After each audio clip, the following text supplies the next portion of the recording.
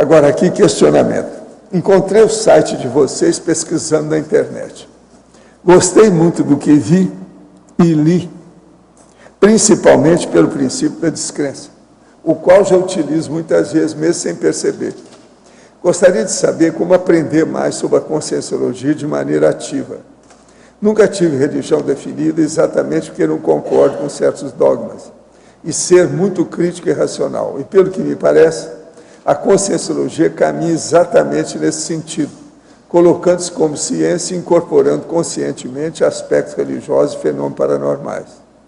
Apesar dessa identificação inicial, fiquei um pouco decepcionado, pois não me identifiquei com quase nenhum dos trafores descritos para identificar ser intermissivista. E, portanto, acredito que não sou um deles. Posso participar mesmo assim? Olha, você é bem-vindo, sabe? Welcome to the club. Quer dizer, venha para a caixa você também, não é isso? Agora, o problema é todo o seguinte, seria bom você começar vendo um livro que chama Nossa Evolução. Olha no site aí que você encontra todos esses livros. Esse aí, para inicial, para iniciante, para principiante, às vezes ajuda a ter uma visão de conjunto. Olha bem como é que é. Agora, tudo indica que você está falando, você é casca grossa. Casca grossa, nós falamos, aquela pessoa que não tem desenvolvimento da energia, e, portanto, da energia consciencial. E, portanto, ela cria problema com o processo de parapsiquismo. Na questão do intermissivista, isso aí, às vezes, pega na pessoa. Agora, ó, você ainda não deve tirar uma conclusão se você não é ou é intermissivista ou não. Você tem que estudar mais para saber. E aí você mesmo vai ver com o tempo, independente daquele questionário que a gente apresenta. Vai com calma com isso. Agora, ó, Nossa Evolução. É um livrinho pequeno, você pode começar a ver que vai te dar alguma ideia.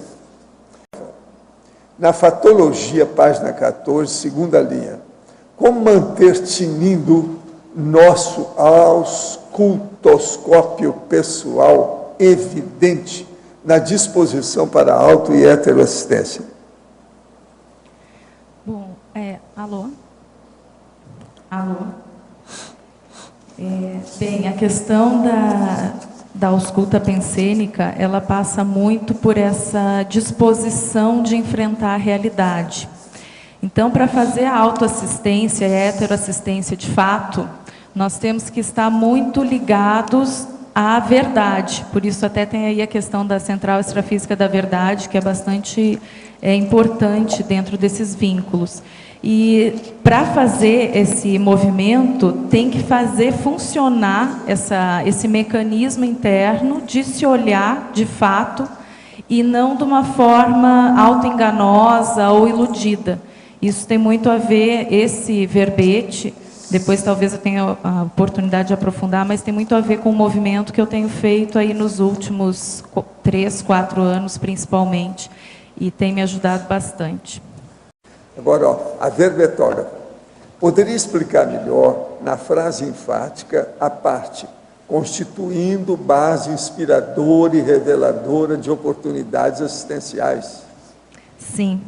É muito bom ter tido essa pergunta, porque eu não quis tirar nenhuma dessas duas palavras, que eu trabalhei muito na frase enfática para ela ficar dentro, né, das linhas. E essa pergunta ninguém fez. Teve muita pergunta repetida. Teve uma que foi repetida demais, eu não falei, que você tinha acabado de falar, veio outra embora. Tá bom.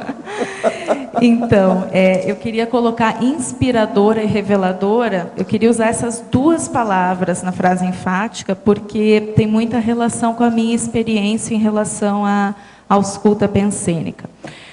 Para mim, a ausculta pensênica, ela, tanto a auto quanto a hétero, inspira a fazer assistência e revela a melhor forma, oportunidade de fazer assistência, para mim e para outras pessoas. Então, eu cheguei a pensar nos ajustes, deixar só inspiradora, não, mas também revela, porque eu enxergo melhor o que tem que ser feito. Eu pensei, vou deixar reveladora, tentando ajustar, né, várias vezes até formar. Não, mas inspira, porque é um sentimento, uma vontade, né, positiva de ajudar. Então, eu consegui encaixar as duas palavras. Então, para mim, isso representa... A frase enfática está perfeita. representa muito isso, a inspiração e a revelação de oportunidades assistenciais. Em Sindromologia, página 17, segunda linha. A sindapriorismose inibindo as parapercepções autênticas. Então, quando nós temos preconceitos e apriorismos, a gente tende a já ter uma percepção, às vezes, pré-concebida, né? Então, quando nós conseguimos nos desprover disso, isso não é fácil, eu não consigo sempre, não é um movimento simples, mas quando a gente consegue baixar os apriorismos e os preconceitos, as autopercepções tendem a ser mais autênticas. Fazer mais um movimento de tábula rasa e não chegar com preconceito né, seja com pessoas ou com situações. Isso não é fácil, porque aí a gente tem que discernir o quanto que você precisa usar da informação que você já tem, né, e quanto, ao mesmo tempo, a gente precisa conseguir se desprover daquela informação para perceber o aqui e agora da pessoa naquele momento. Então, é um exercício de discernimento constante, praticamente. Cada vez mais a gente vê que, eu sinto isso, às vezes, nossa, viver tem que estar aplicando discernimento o tempo todo, né? Não pode... mas, enfim, é isso. No DAC, na página 36, automemoriologia, você podia ampliar um pouco essa questão da autorretrocognição? A autorreflexologia, é isso que você está falando? Automemoriologia. Página 36 do EAC. Argumentário.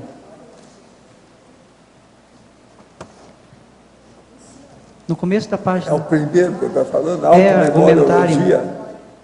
As autorretrocognições das obrigações intermissivas causam toda uma série de efeitos positivos na vida intrafísica. Quer dizer, aquilo que você lembra do passado seu, principalmente aquilo que você lembra do período da intermissão última que você vivenciou fora do corpo, antes de renascer. Agora, a consciência hipomnéstica, aquela que esquece das coisas, quanto à vida intermissiva última, as condições são mais difíceis. Para quem se lembra dos parafatos em comunex evoluídas, dispõe de coragem maior, compreensão e ousadia nas autovivências das atitudes antiegóicas mais radicais. Então, por exemplo, muita gente, às vezes, tem lembranças de vida passada e da intermissão, mas a maioria tem essas lembranças de modo patológico. Elas lembram porque vê o assediador e faz ela lembrar, entendeu? Isso não é o ideal, isso não é sadio.